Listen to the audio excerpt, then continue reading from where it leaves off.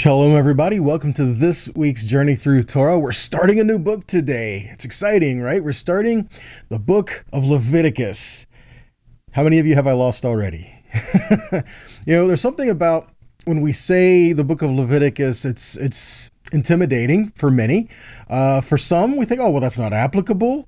No matter what we think about it, we need to go through it. We need to read it. If we understand that the Torah was given to us, each part of the Torah was given to us as an expression of Yahweh, His holiness, His character, His heart, His life, and showing us what He desires for us, then there's something in there that we can read that's for us. If we call the book Leviticus, we're going to say, oh, it's just all about the Levites and the laws pertaining to the Levites and the things for the Levites, which, okay, so it is. This is all about the function of the Mishkan and the role of the priesthood and the Kohanim and the Leviim in it. But this was given to all Israel, though. This was explained to all Israel, especially the Leviim and the Kohanim, so that they would all know what happens next, how these things are to function, how these things are to work, how these things come into play, how it is that Yahweh says He's going to dwell in the midst of them in a tabernacle, and what are the daily functions within that. This was all Israel would know. And further, this wasn't like some secret code that the Leviim and the Kohanim had to observe that nobody else could know possibly. No. This was for all Israel to know so that Israel would see what's going on and so that the priesthood would be held accountable to what they were supposed to be doing. All right, so this was something that all would come in together. All right, so if we start to examine this book as an expression of Yahweh and His heart to us, then it's going to reveal some more things to us. The Hebrew name of the book is Vayikra and He Called, which really opens things up. It really starts to explain some things. Who's doing the calling and who's He calling to, right? I mean, all these things are happening here if we go in and read Leviticus 1, but let's not lose sight of what's going on here. Leviticus, Vayikra, opens with a problem, just as Shmot, the book of Exodus, ends with a problem. The tabernacle was built so that Yahweh says that I may dwell among them. Literally, betocham, literally within them. Okay, so how is Yahweh giving us a tabernacle to show us how He dwells with us? If we were supposed to carry the tabernacle with them wherever they go, and then when they go into the land, Yahweh is there with them, but Yahweh will dwell among them, not just here in the tabernacle. I mean, He is infinite, right? He is omnipresent. He is everywhere. So He's showing us that He dwells within this tabernacle, meaning I can dwell within you, right? So here, the tabernacle is built, and Moshe erects the courtyard. They're done, and the Kavod Yahweh comes, and He is there, but no one can enter now. Well, if no one can go in to enter and be in the presence of Yahweh, doesn't that defeat the point of having the Mishkan among them in the first place? So what's really going on here? In Shmot, we see Yahweh's delivering His people. He's redeeming them. He's bringing them to the mountain. He gives them His word. Now He says, build me a place that I may dwell among you or within you, and showing how that is done. Okay, the what. Now here as we go into Vayikra, we're going to see the how. Okay, this was done. This was established. Now what do we do with it? Okay, and that's what Vayikra is showing us. Its purpose. It's drawing near, and how all these things are done among us, even day to day, on a daily basis even, right? What's happening here? What's going on? What does it look like? What does it represent? What is our role? All of these things come into play, right? And so again, we cannot view Vayikra, I mean, even though it's the standalone book really for the Leviim, the Kohanim, it is, but we can't just view it like that because the whole book starts with the conjunction and. So, and He called. So Yahweh's calling out. He wants us to draw near to Him. So how do we do that? Again, this is all flowing together, right? You can't disassociate it from what came before, or we'll lose sight of the purpose in its midst. Now, The thing about Vayikra is it's showing us our connection to the presence of Yahweh and how we can draw near to him and dwell with him as a holy people. Because the emphasis of Vayikra is you are a holy people. The Lord your God, Yahweh, your Elohim, he is holy. Therefore, you are holy because he is your God. Now, in this, he doesn't tell us what we do to make ourselves more holy. All right. If you go in and you read, he says, you are holy. And he says, do not defile yourself. Do not do these things that bring defilement. Do not do these things that profane. Do not do these things that will cause that which is holy to become common. Okay. So he makes you holy. And then we have a responsibility to walk in that holiness that he has given us. You may have heard this as sanctification, right? We are to walk with him daily because he is holy. We walk as holy. We don't keep the Torah to try to be more holy. Wrong. We keep the Torah because that is showing us the heart of Yahweh. Because we are redeemed, because we are his people, because we are in covenant, we walk with him in his ways. His ways is revealed in the book. And constantly over and over again, we see the Lord your God, he is holy. And we see you are a holy people, right? And in Vayikra, in chapter 19, verse 2, it says, speak unto all the witness throng of Bnei Israel and say to them, you are to be holy, for I, the Holy One, your God, am holy. 1144, consecrate yourselves and be holy, for I am holy. 1145, I am the Holy One who brought you out of the land of Egypt to be your God. Therefore, be holy, for I am holy. 2026, you are to be holy to me because I, the Holy One, am holy. I have set you apart from the nations to be my own. And again, we see there's other places as well, but this is all just in Vayikra. I mean, Peter says this as well, right? You are a holy people. You know, a royal priesthood, a holy nation. You are holy. He also says to be holy in all your measure of conduct and everything that you do. Be holy because the Lord your God is holy. As a holy people, we walk with him. Now, how do we do that? How do we approach him? How do we come near to him? He brings us into his presence. He shows us how to approach. One of the things we see in this is even starting out this book, Vayikra. In the Torah scrolls, we see this is written very uniform across everything you'll see from scroll to scroll to scroll to scroll. And Vayikra, the very last letter of Vayikra is an Aleph, and you'll notice in the Torah scroll, it's small. Now, an Aleph, the Aleph itself represents strength, okay? Strength, leadership, authority. So if it is strength that is made small, what would we call that? How about humility? How about meekness? Okay. How about in our weakness, he is strong. Okay. When we come and we approach him, we must be humble, right? Which comes to the question of this, which is more important, what we bring or how we bring it? You know, you can talk about Jacob and Esau. You can talk about these things, how those were brought to their father. How did that go out, right? What about all the way in the beginning, Cain and Abel?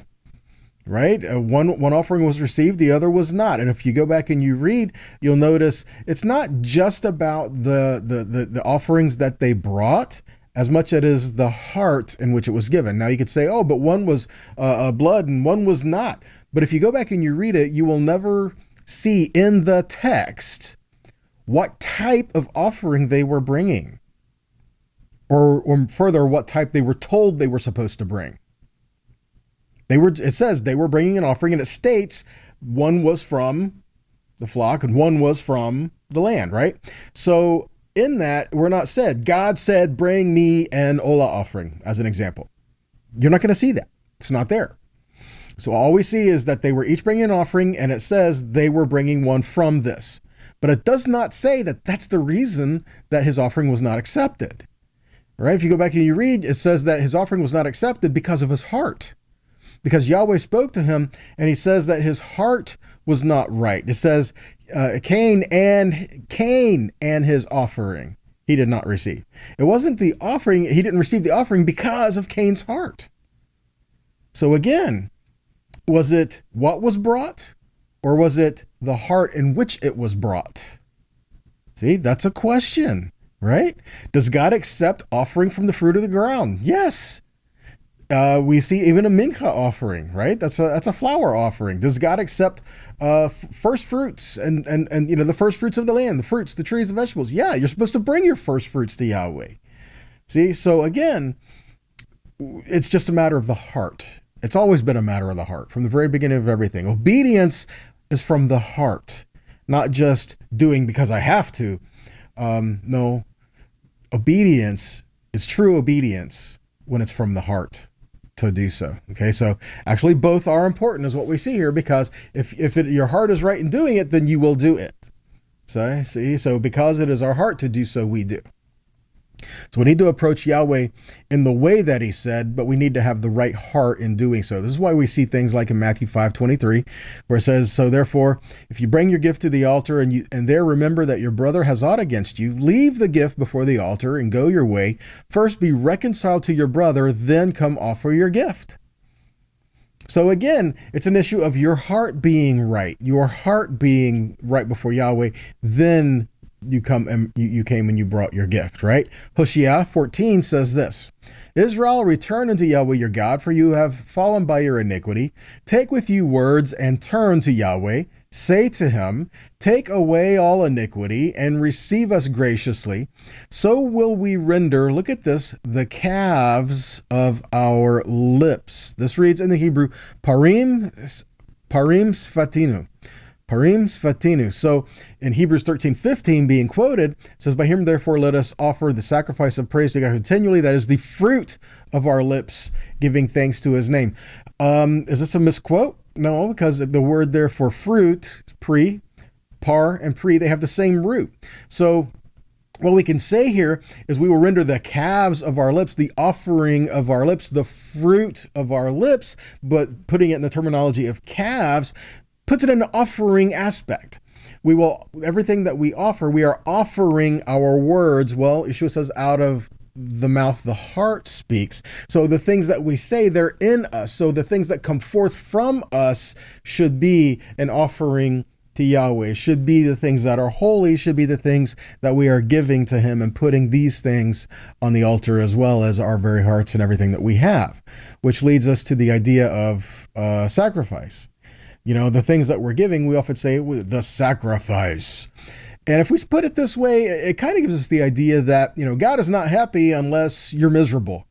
You have to give up something that you don't want to give up and sacrifice so that God is happy. That's not it. Not at all. Okay. In Hebrew, this word we use here is korban.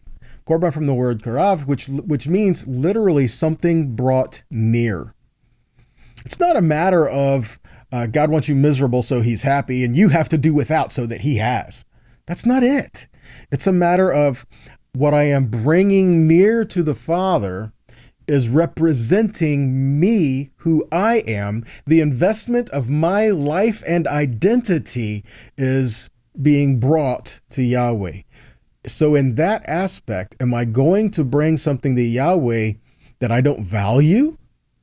Because if I don't value it, is it really an offering for him?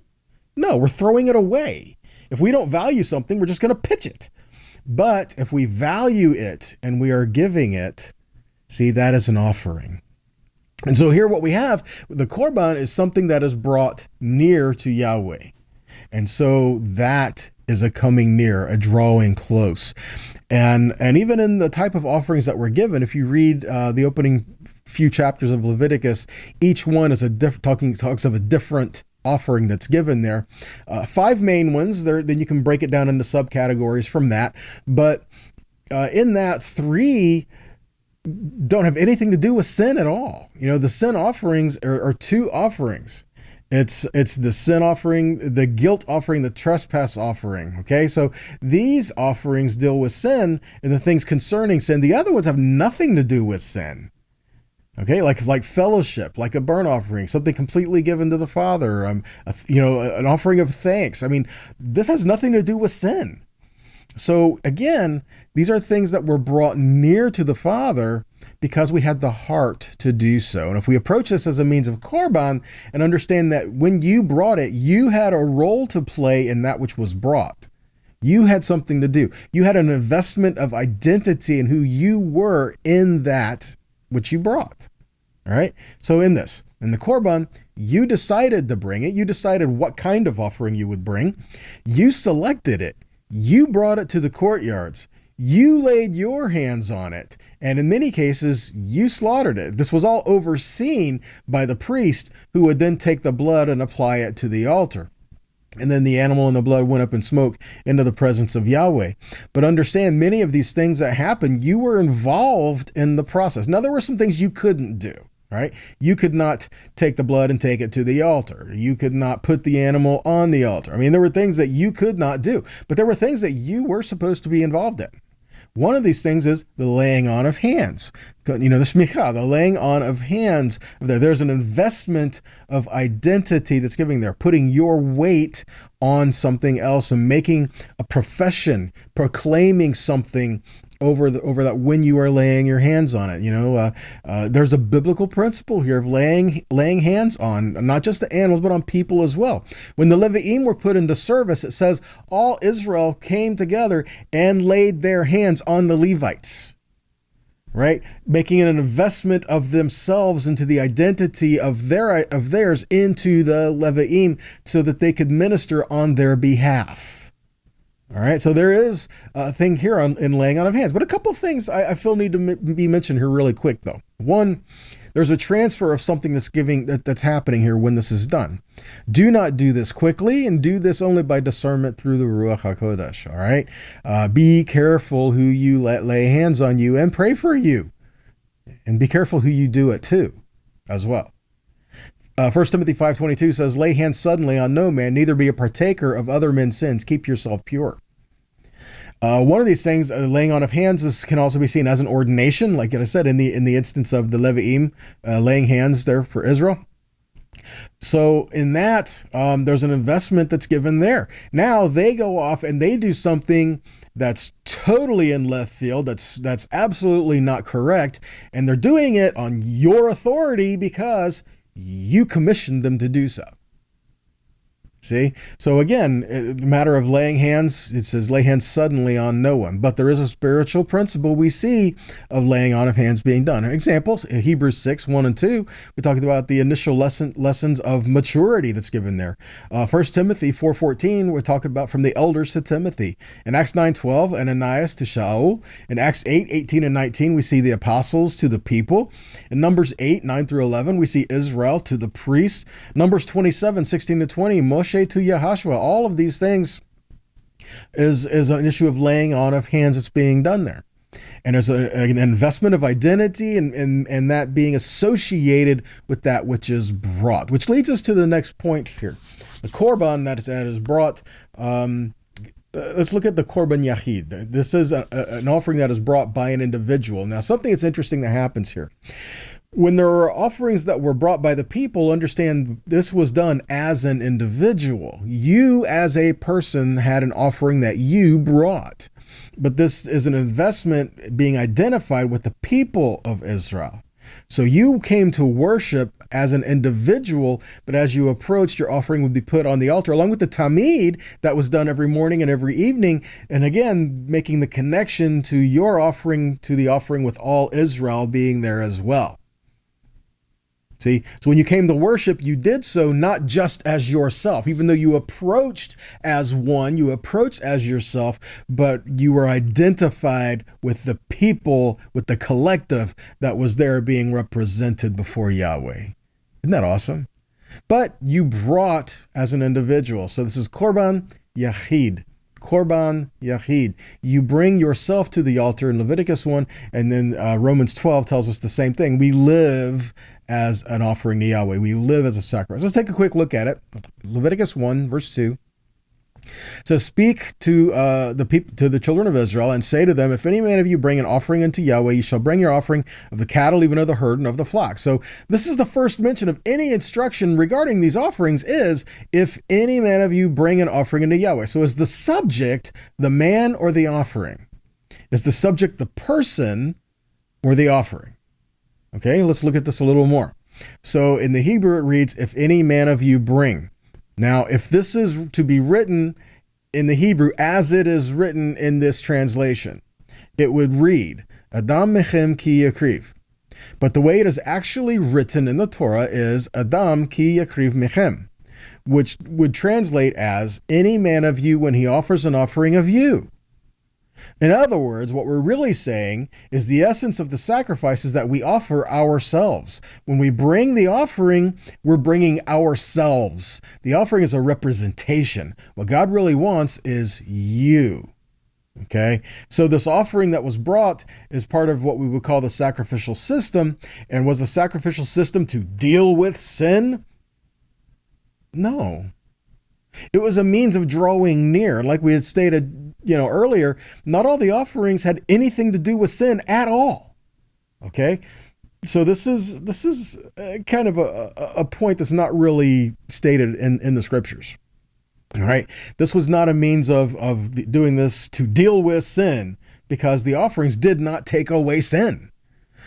For example, if you brought a sin offering, unless you repented, and in some cases made restitution, then you had to bring your offering. If you were to bring a sin offering and you went to the Levite and you said, I'm bringing this type of an offering, he would ask why, so that he knew what to do with it. What are you doing? What is this offering for? What are you doing here? Right? So a person had to make confession. They had to repent to bring the offering. And in some cases, they had to go make it right with the person, whatever the sin may be, if there was another person involved. Right? Make restitution and then come back and bring their offering, which leads us back to what Yeshua said again, right? So again, this is not an issue of dealing with sin per se. This is a matter of coming near to the presence of Yahweh, a means of drawing near to a holy Elohim while we are in a world that is still unclean.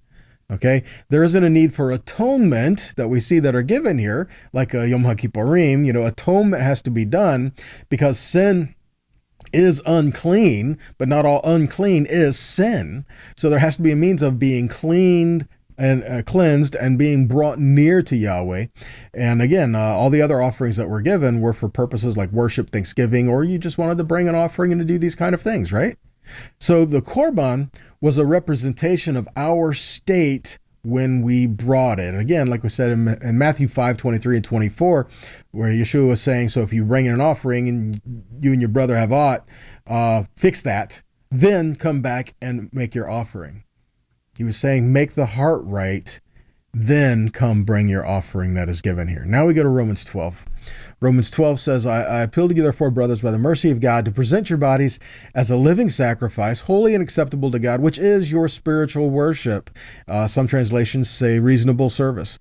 Do not be conformed to this world, but be transformed by the renewal of your mind, that by testing you may discern what is the will of God, what is good and acceptable and perfect. So the spiritual worship, reasonable service, Greek reads rational worship or service. Okay, the related Hebrew equivalent of that word is avodah, and eved is the word for servant. So again, we do this because we are servants of the Most High. We do this because we worship Him, because we honor Him. We come into His presence. We do it His way. All right. Vayikra shows us proper worship towards Yahweh, who is holy, from a people that He sets apart as holy. In other words, a heart towards Yahweh is the foremost thing in approaching Him. The heart must be right before the thought of bringing an offering is even given. We see in Micah 6, verses 6 through 8, says, with what shall I come before Adonai?